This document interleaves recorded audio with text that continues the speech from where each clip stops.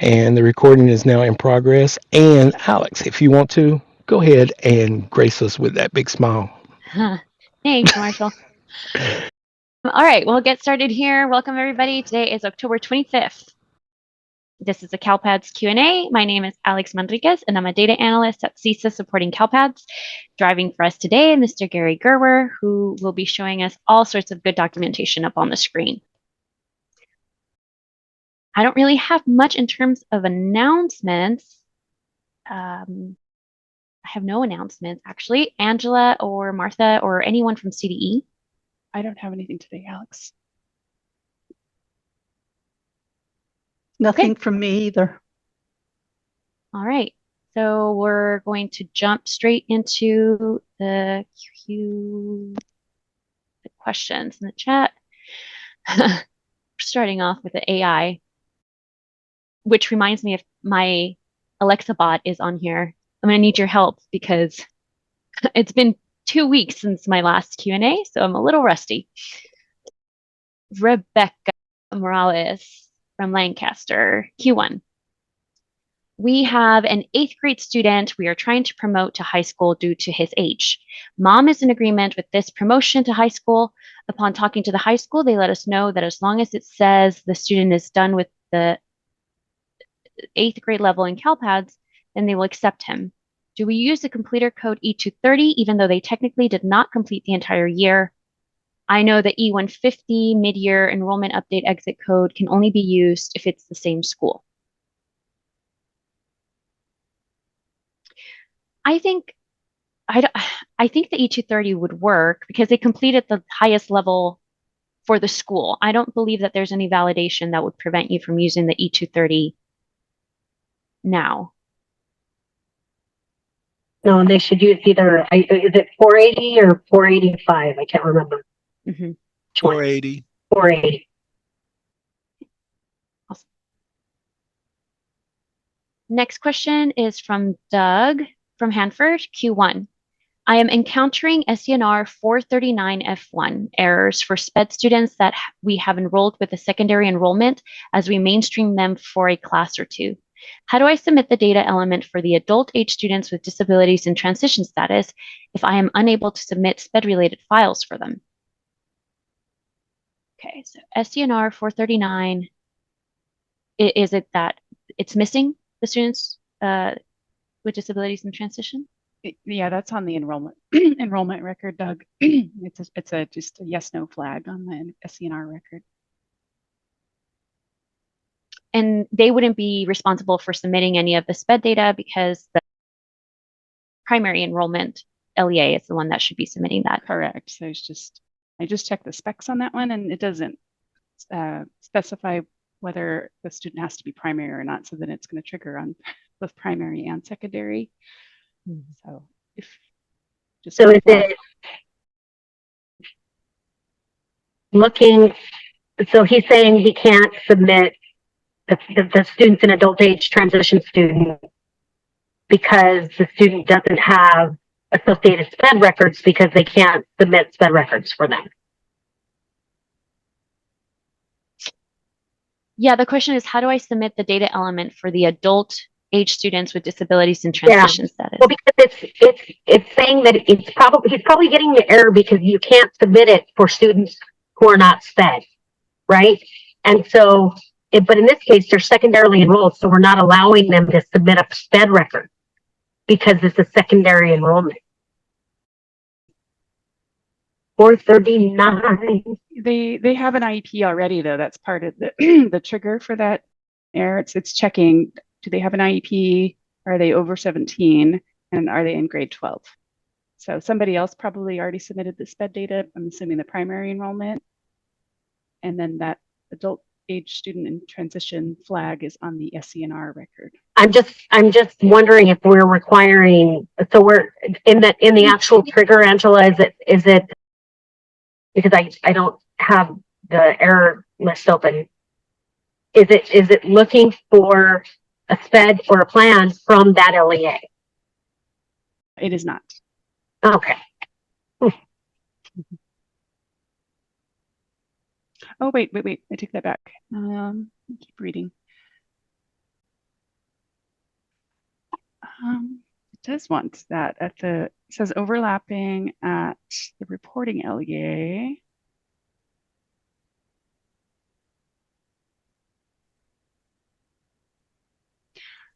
Doug, if you want to send in a ticket for that, ask for me. This is Angela, and give me one of the SSIDs, and I'll just make sure that that is working as it's supposed to. And Doug just commented on his question, says that the data is in their SIS, which is Aries, but it doesn't seem to be extracting that data element. So it may also just be a question for Aries support. Mm-hmm. And you could always just do it in OM too, since it's just the one student. True. Okay, moving on to Derek from Cajon Valley. Question 1. For scenarios in which families agree to a modified version of the offer of FAPE, is there any flag we or other method LEAs should use to indicate a student services, program setting, or other aspect of an IEP differ from the offer of FAPE?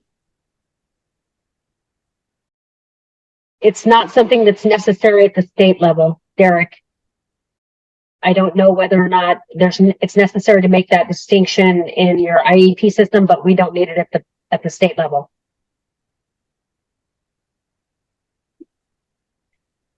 Shelley from Hacienda La Puente, Q1.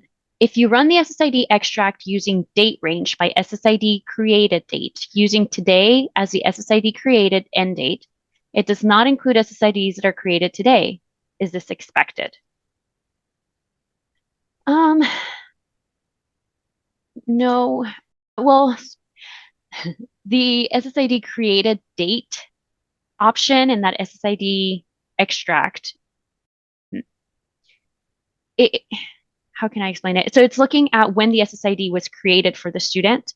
And so even though that student may be new to you and you requested the SSID today, that SSID may have actually been created way back when from a different district, right?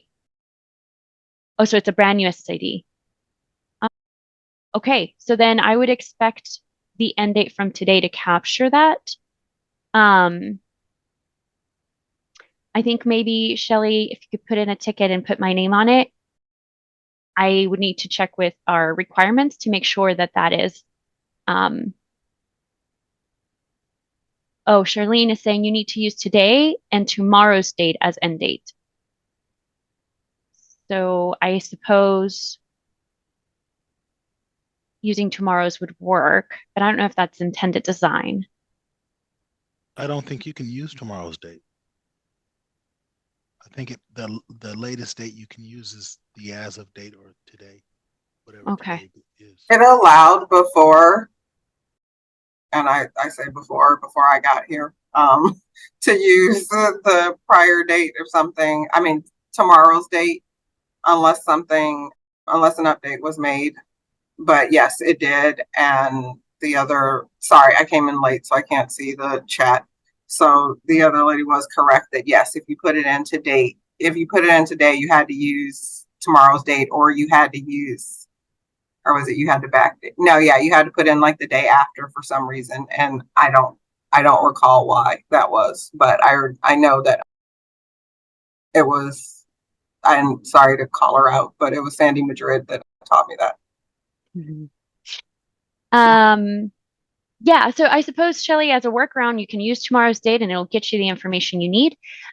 But I think it's worthwhile to, put in a ticket just so that I can make sure that it's working as designed. Moving on, my AI bot is in the building. So appreciate that, Alex. Randy, Q1 says, hello, error SW, call it SWIDS 618. New special education status must be different than the previous status. Is this a known issue? I don't believe we have a known issue on this. It's sort of an issue with the SEDS vendors, and we are in discussions with them about it. But essentially, Randy, your vendors are creating records of eligible and participating, typically for students that already have those records in CALPADS, and they don't need to. And the reason a lot of times they're doing that is either kids who are transferring from out of state, or kids who are transferring in from districts that are on a different special ed system. And so that your vendor doesn't really have any information that says the kid's eligible and participating. So we're in current discussions with them. Essentially, we just don't need that record. And on our SPED office hours call on Monday, one of the reps from Techies in San Diego County, Audrey Shepard, had given some information about how you can actually go in and just not submit that SWDS record at the error level.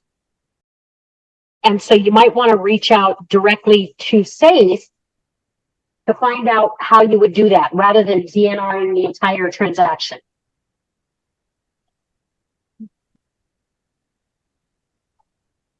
Speaking of, Audrey has the next question. Q1 says, SELPA directors got an email regarding the error SWDS 605 F1, where some students need to have their SPED status changed in online maintenance.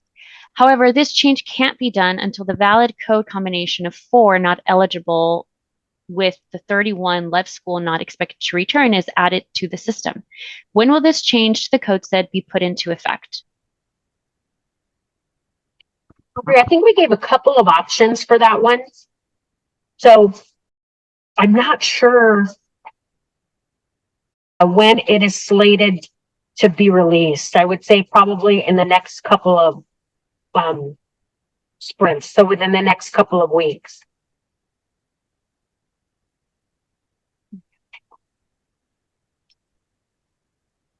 Melissa from Visalia, Q1.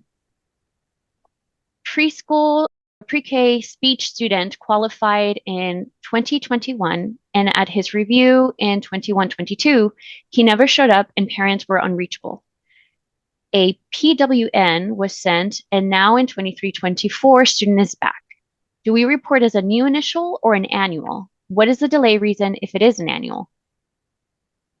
So in this case, if the parent did not specifically revoke consent for special education services and instruction in writing, that's important. If the parent did not revoke, then you can conduct a subsequent annual or reevaluation, but it shouldn't be done as an initial, because in this case, the parent did not explicitly revoke consent.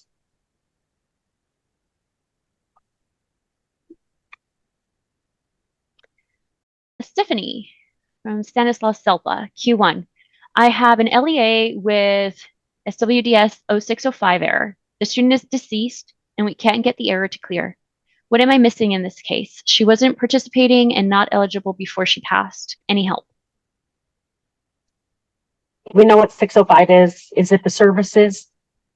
Or no, it's not services. You answered with Audrey. Oh, I did. Okay. I don't know if it's the same answer because seems legit. I don't know. It sounds to me like the student still has an active enrollment in CALPADS.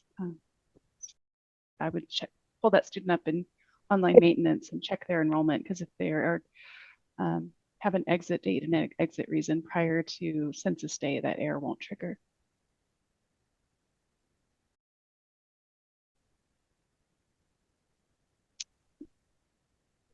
Eugenie from Selpa. Q1. Not sure if this is happening to anyone else. One of our LEAs got a SERV 447 error for a student attending a non-public school. The school is not an NPA. The school of attendance is marked correctly in our SEDS. The student has been with this LEA for a long time, and all of a sudden this error popped up. Is this a potential bug?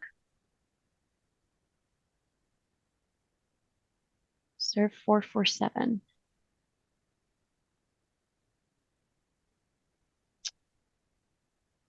Unfortunately, I'm having a hard time answering these questions because I don't know what these errors are.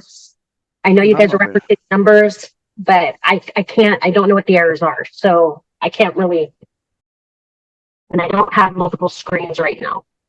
I'm having a hard time finding them in the documentation. It's under the Student Services tab, and it says invalid non-public agency identifier. So it could be possible that the NPA just hasn't been entered into the table. So send in a ticket. Or is it possible, Brandy, that they updated their CDS code and then they need to switch over to like a new code? Well, the NPA identifiers are not the same as an NPS school. Okay. If she's saying NPA, is it NPS or is it NPA? Error, it says, sorry, go ahead, Alex.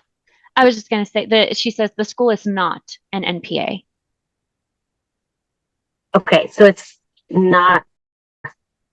But then they may have populated that field because it says it's an invalid non-public agency identifier. That's the name of the error. Yeah, so send in a ticket, please, and just address it to my attention, and then I'll talk to the person in charge of those data.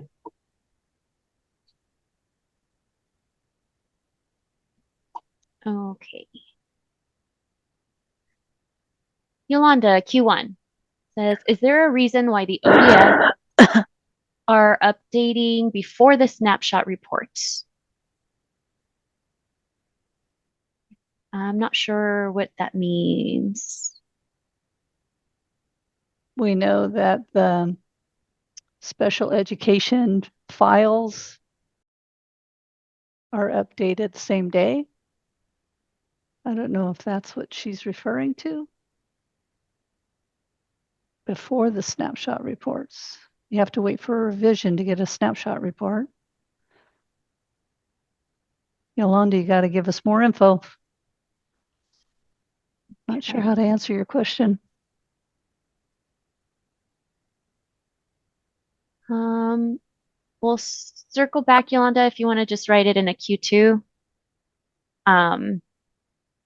or reply in your. I think it's in the context of the snapshots requested earlier for Folsom Cordova. She might not have gotten a snapshot yet. She said, sorry, our snapshot 1.17 reports are not updating. Oh. When I think maybe, yeah, we need a ticket so that we can look at when you last got a revision, because it may be as you're busy all during the day, and so revisions, your LEA doesn't get in the queue because you're constantly updating the system, and it has to have a pause in time before it puts you in the queue for a new revision. So we need a ticket to help examine what's going on with your revisioning.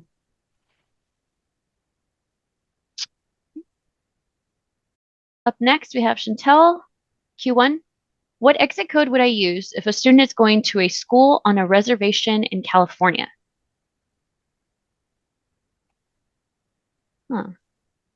Private school? They're not a public school then? If it's a tribal school, it probably is considered private if it's a tribal school? If it was that's a good question. I would assume that if it's a private school in the state of California, that would have a school code. So I don't know the answer to this question. So try seeing if the school's on the school directory. Would that help answer this question, Brandy? If the school shows up on the school directory, then we know what type of school it is, whether it's private or not. Right.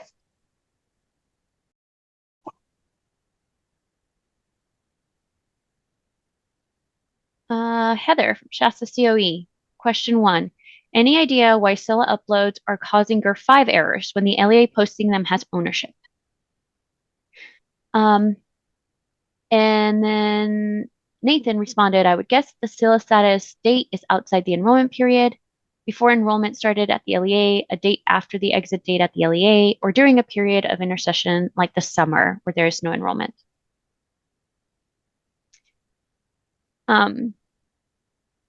That's true. The other thing that I always see usually with these errors is that you're trying to submit a seller record for a student that already has one in CalPADS.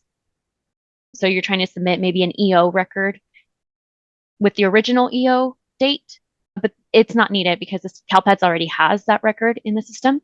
So I would just double check that that's not the case. CJ speaking with Doug. Jerry, Q1 says, this isn't a CalPAD specific question, but I was curious in light of the recent increase in use of AI technology, if it's allowed to be used without first asking for permission from the attendees. I've recently seen Otter AI showing up in various meetings taking notes, and I wasn't sure if there were any legal concerns, specifically that in California, it's illegal to record a conversation without the consent of all parties involved. Thanks. I would say send that in as a ticket, Jerry, and we will get CDE to weigh in on that. I would think the announcement, being that it's always the first message, is the informing that they're using AI and your consent is staying in the meeting. Right. And a lot of times with the AI, I do block that. It just comes up and it says that it's wanting to do it. There's two of them, and the otter comes from Zoom itself, and the other one is someone else activating a reader. So I do block those. That's the reason. Whoever's doing it, that is the reason why I block them every time they come up, because we have to do post production on these before they become public information. So it is being blocked. Thanks, Marshall. Great. Melissa, I see your question too. We're circling back for that. And we're moving on to Lori from San Diego Unified. Q1 says, for 22-23 Fall 2, I submitted our dual credit college courses with the generic seed for college teachers and LAO 21 in the course section enrollment. These still showed up in CalSAS, and HR staff had to reapply the same LAO that I had already submitted. Is it possible to lobby that these stay out of CalSAS, or will these always show up? We have hundreds. Local assignment options, although what they're called they're called predeterminations in CalSAS. So if you've indicated that the teacher's on a local assignment option in CalSAS, they show as predetermined as that specific local assignment option. The reason they generate exceptions and the reason your monitoring authority has to make a final determination of local assignment option is because they have to validate that the local assignment option was in effect on census day. So there's verification that's required in some of those LAOs, which is the reason that your monitoring authority has to make those determinations.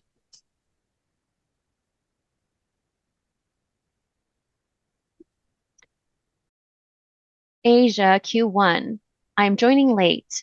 Have there been any updates to report 1.17 or 1.18 TK students not counted correctly? Thanks in advance.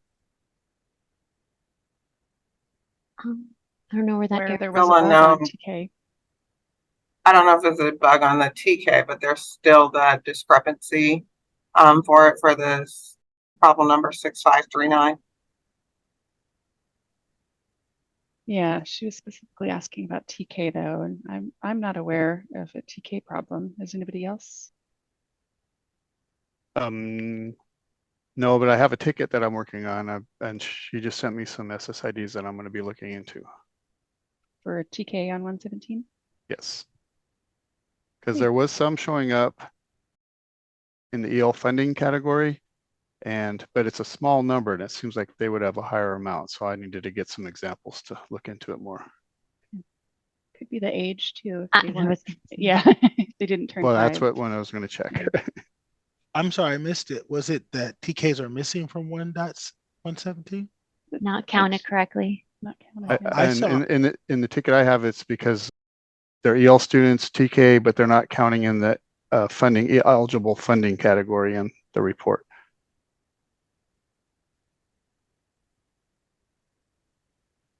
Could maybe that they're using the old code. Remember that ticket I sent you, and then it cleared by itself. Maybe it came back. What old Maybe it came code are we back. talking about? Kyron, what old code? Oh, I sent Gary a ticket wherein those ELTKs had a primary SIGA record with the old language code. So they essentially submitted it and had an EL code with the old code as well prior to September 12th. And that was the only common thing we saw, but then it cleared by itself after some time. So I'll look into it. It could just be that, but I'll look into that. And then Chantel responded on that thread saying the snapshot 1.17 works, but the ODS 1.17 is not reflecting TK. And that's correct. That's That is something that you should look into, Asia, is make sure that you're looking at snapshot report and not ODS.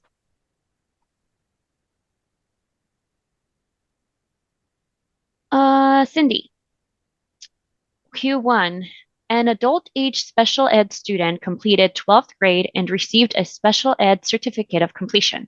The student is returning to receive transition services. How do I exit the student? E230-120? We were just talking about this earlier today. Yes, so you have 3 options. It's one of our FAQs actually. So either you can exit the student as, in this first 12th grade year with an E230-120. The other option is that you can exit them with an E156, saying that they're a 12th grader that's going to just return. I believe the third option is non-grad. Yeah, 360. E230-360. Yeah. All 3 of those will allow you to re-enroll the student for the subsequent year. And you just need to make sure that you're tagging the student with that adult age students and disabilities and transition correctly. If they're not in pursuit of a high school diploma anymore, tag that as a yes.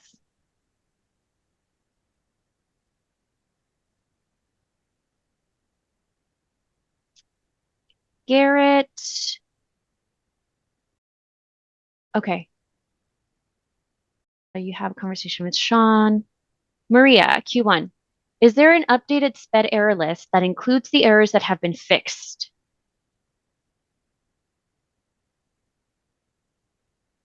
I would use the error list and then in combination look at the known issues list to see if there's any errors on there, validation errors, because we don't keep a separate list of what's working, what's not working.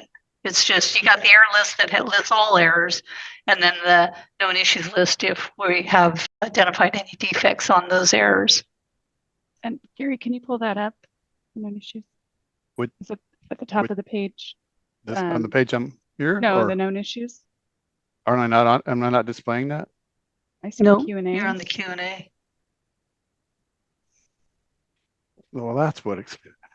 So I thought I'm not sharing the right page apparently. Oh, Standby.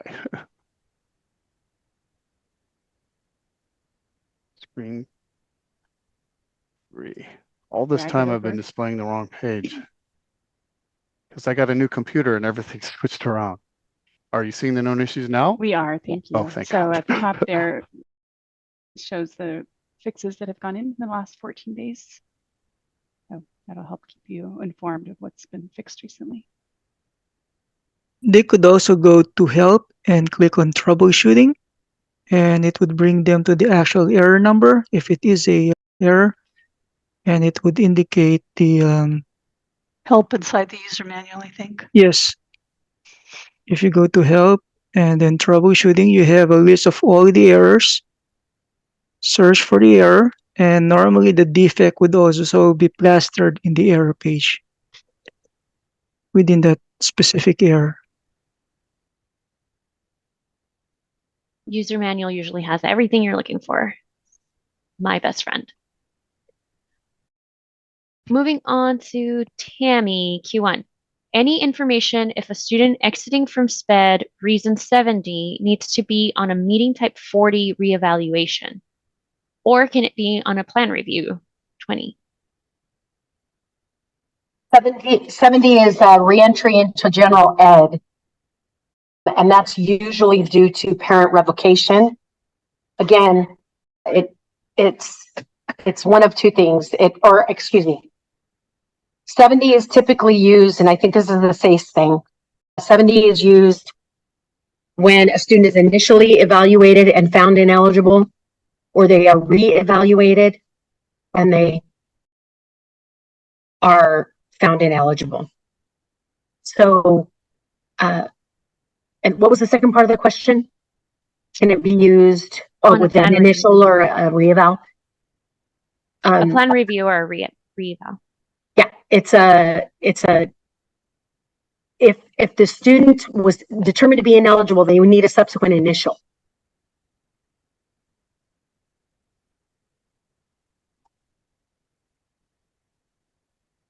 Oh, I see what you're asking. I'm sorry.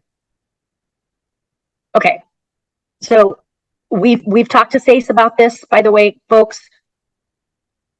And this is also in some documentation that we gave out during the road shows. It was a document called Definition of Special Education Status Effect or Status Start Date with Non-Participation Codes. So if a student is being exited with code 70, that can only be done in SACE with a reevaluation or an initial evaluation. It cannot be done in a plan review.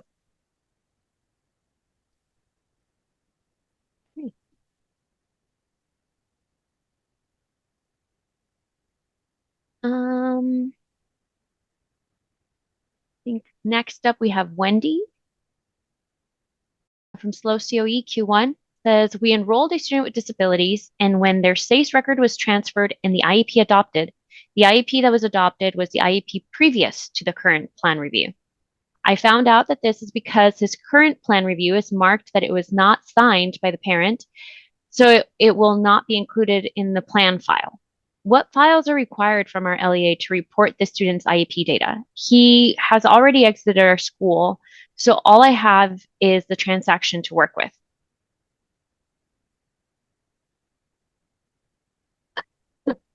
So I'm sorry, you guys. I hate the way this chat jumps around because I can never keep track of where the question is. And in really long questions like this, it's helpful for me to actually see it.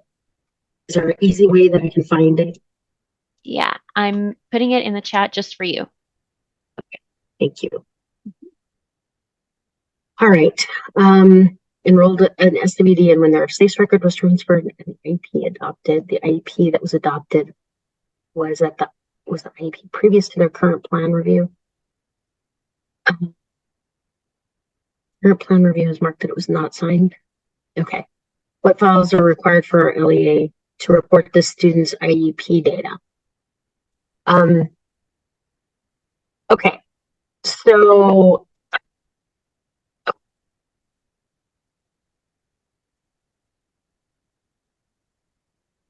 if the current plan review was not signed by the parent, then whatever was in their previous plan review is in stay put.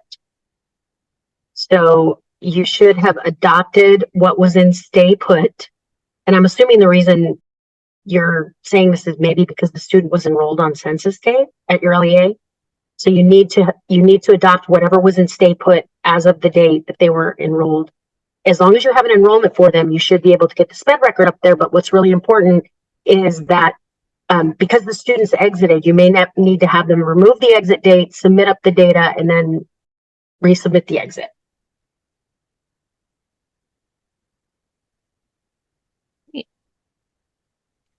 Um, 3:30 timestamp, Kyron posted the link to the user manual, so you can look at all our error list available to you. Then, Lori, we answered that question. Colleen, Q1. We had 2 high school students who RFEP'd on 10/5 that were showing as not EL, but not EL funding eligible on 1.18. I changed their RFIP dates to 10/6 as a test, and then they both showed up as EL. And EL funding eligible, just FYI. Huh.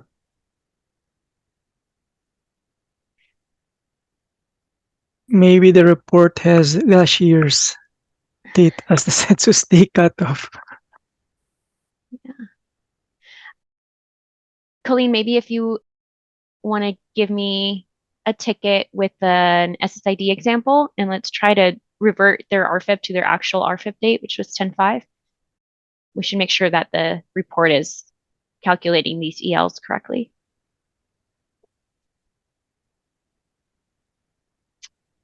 Terry from Irvine, Q1. We have a student with an exit reason of 410, leaving for medical reasons, out of state, and returned. Which code is the proper one to use, 410 or 200?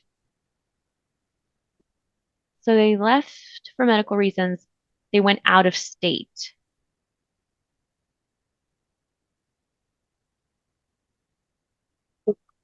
Well, one will remove them from the cohort, the other one won't. Or the other one may end up being a dropout potentially. I think you're going to have to probably make the call locally about which one you want to do.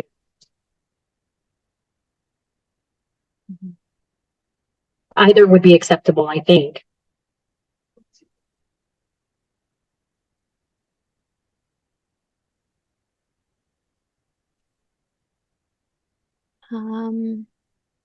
Moving on, I think, yeah. Gita, Q1. 16.12.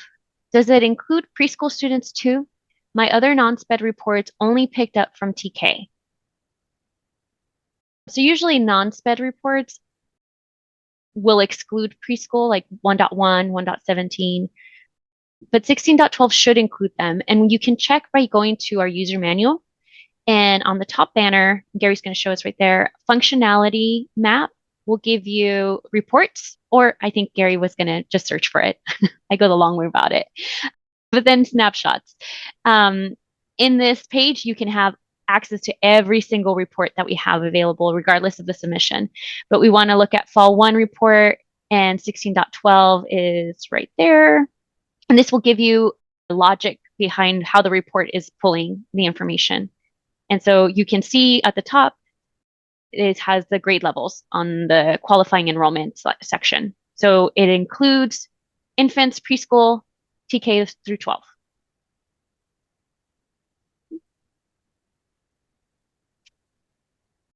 Chris from Bakersfield, Q1. Do we have an estimated time frame for when the Fall 2 certification snapshots will become available?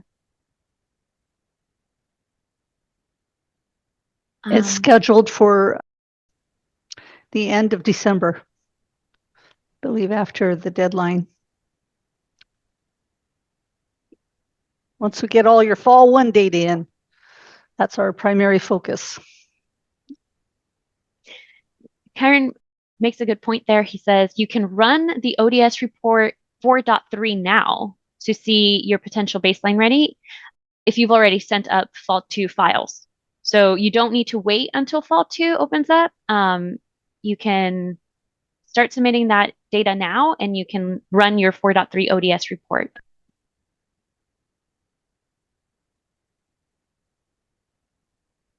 And Q1, oh, it's at Brandy. Is there a document that describes the issues that the SPED database vendors are aware of and working on a fix for, like the one you mentioned at 335 that SACE is aware of and working on a fix for? I believe that most of the vendors have known issues, although I'm not sure in this case that SACE has a known fix for it, because what we're trying to do is we're trying to work with them to figure out an alternative solution. So, but I do know that SACE has its own known issues list. We can talk to them tomorrow about making sure that all of the issues that we're currently in discussions with at them at that state level are also on that list.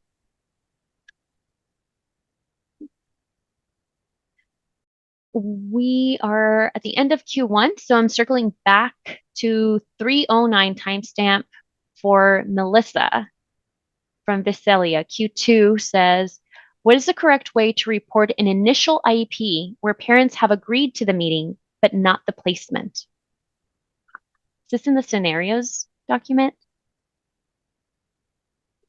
Sounds like when you say they agreed to the meeting, they went ahead and went to the meeting, but they haven't agreed to the plan. So yeah, it is in one of our scenarios. And essentially, in the case, the only thing that should be is a meet record and then a status of other reason. So this is in the initial evaluation section. In the user manual, if you go to the SWIDS page, there's the scenarios. And by the way, we are just, Kyron, just for your information, we're setting up new scenarios and edits to that table. So aware. Where's the SWIDS page on the user manual? If you go to the 4 file type pages, functionality, and then online maintenance, and then staff, student maintenance, go to the student with disabilities. Here we go. Yep. Under additional resources, it's at the bottom.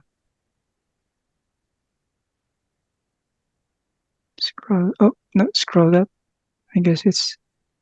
Yeah, if you copy the table under, it'll probably it's in one of these pages. Yeah. Which one? I'll put in the link. Okay. I have another way of getting to it, but this way would have been fast too. Melissa responded saying they've agreed to the services, but not the placement in a restrictive setting.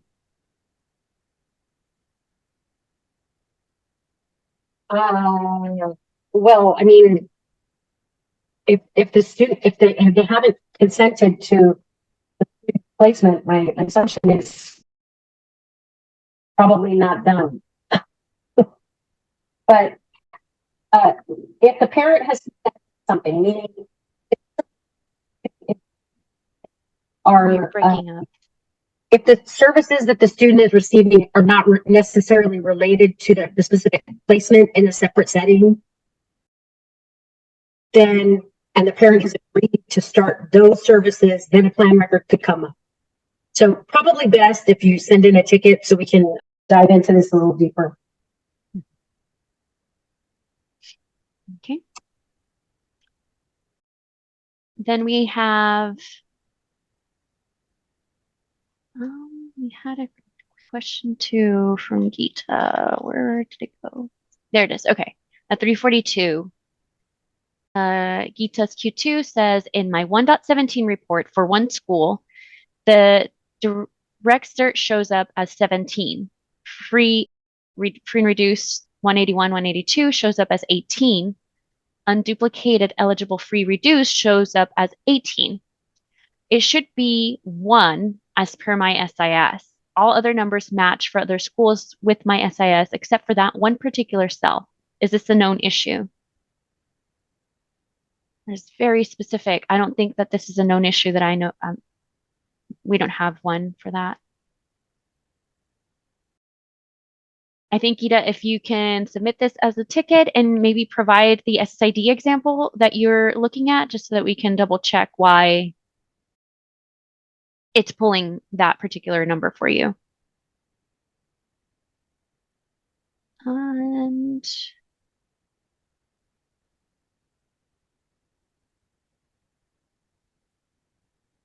oh, so it cannot be 18 when total is 18 and direct cert is 17. Maybe one student wasn't directly certified and they qualified for some other reason. So the unduplicate eligible free and reduced. So it says my unduplicated count should be 1, not 18. So the unduplicated count isn't like which one only has the 1 record, right? It's out of these 2 buckets, give me just 1 SSID per student. So if the 17 are also counted and the 18 free and reduced, that student is still just going to be counted once, right? So those 17 plus that 1 student that didn't qualify for direct cert, those are the ones that are included in your unduplicated count, if that made any sense.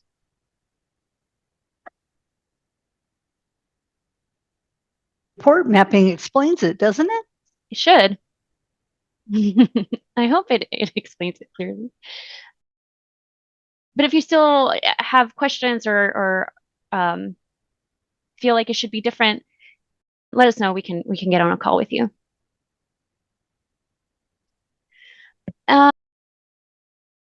Okay, we already answered that one. Michelle. Q1 says, if we have a preschool student that we are servicing, but the student actually attends preschool in another district, who should have primary enrollment? We held the IEP. And then Sean gives us the link to Flash 161 that has the different scenarios, and Gary had it up a minute ago. Essentially, the person that's responsible for reporting the services and the student enrollment would be the LEA where the student is receiving their main education. So primary LEA.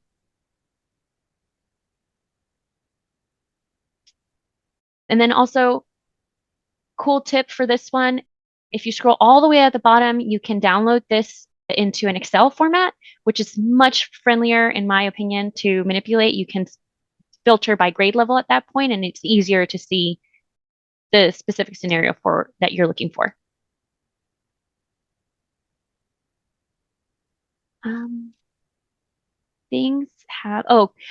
The 345 timestamp, Kyron posted a link to the SPED scenarios that we were talking about. Yeah.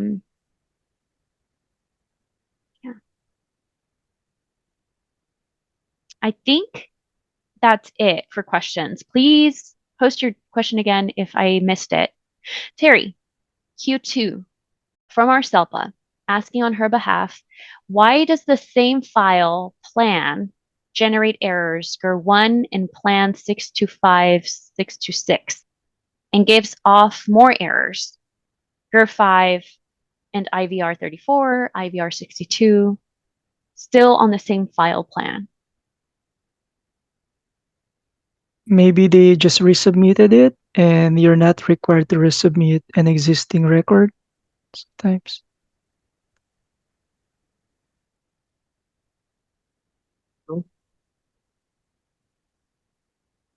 Is there a particular job, Terry, Yeah. that these errors happen on? Maybe that's what we need to take a look at, the job number. I mean, Group 5 is ownership, right? Meaning plan effective date falls outside of the student's enrollment date. There was a change that went in Tuesday that ignored and won't trigger Group 5 for plans. Its status is start dates or start dates fall between June 1st and August 31st. The IVR 34, plan 625 and 626 number. For sure, IVR 34 is just that you're sending to plan record the same effective start date. And the issue that the scenario that SACE says is causing this is when you're adopting a transaction from an LEA and you're updating the plan effective date be the first day of school, and then you're amending that same IEP to do an interim placement on that same day. In that case, SACE is actually generating 2 records. And so what we've told SACE is that in the case where you're adopting something and then you're amending it that same day, what CalPADS wants to know is what was in place on the day the student enrolled in the district. And so if the latest transaction on that day for the student is the amendment, we only want the amendment. We don't want the original adopted plan. And then in that same thread, Audrey and Dominic made a good point that we do have two sets of validations when you upload a file. So you may trigger one set of validations and then you upload that same file and then you get a different set of errors. And that's just because there's just two layers. When CalPADS finds errors within that first set of validations, it stops and it doesn't look for the second set. And so it's not until you submit it again that CalPADS will give you that second batch. Yeah, that may be why.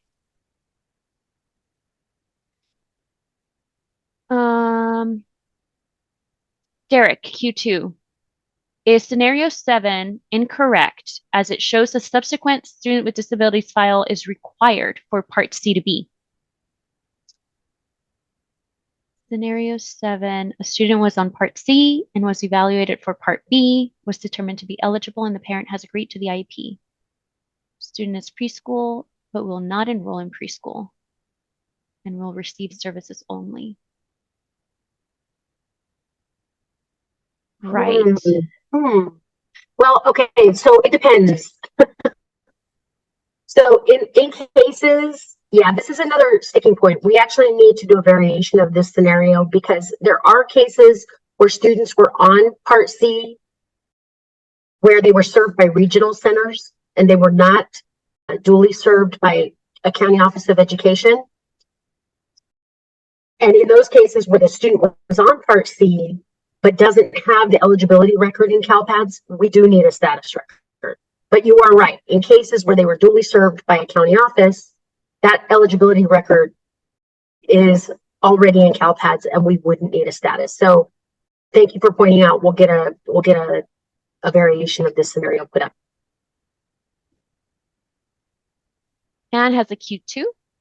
I am curious about how districts are figuring out how to report the home to school transportation information for CBEDS Aura. How can we get the average riders with the breakdown of SED status and race ethnicity? That's student level data that we do not keep in our SIS, and I thought CBEDS Aura was supposed to reflect data on census day. So if folks have any tips or tricks, that is Anne at 351. Okay, Terry's answering the earlier question. Yeah. It says, Brent, you were cutting off a little bit, Brandy, but I think at the end it got better. Okay, sorry about that. Shelly, Q2. Where is the link to the Excel you just talked about? I clicked the link to Flash 161 that Sean provided, but don't see a link at the bottom. Would you please share the link here? And Karen posted the link on there, but Gary's showing you. It's at the end of an attachment to Flash 161. So when you search for 161, don't click on the Flash link, click on the bottom part that Gary's highlighting there, reporting data for students with disabilities. And from that page, all the way at the bottom, that's where you can download it into Excel.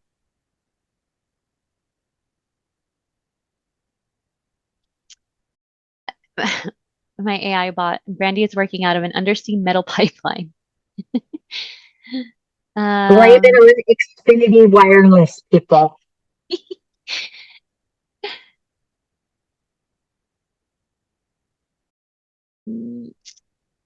Marshall posted a link to the special education data submission scenarios, and that is at 355 timestamp. And you're getting a lot of answers, so hopefully that is helpful to you. I believe we are at the end again. Unless I missed anybody, please let me know.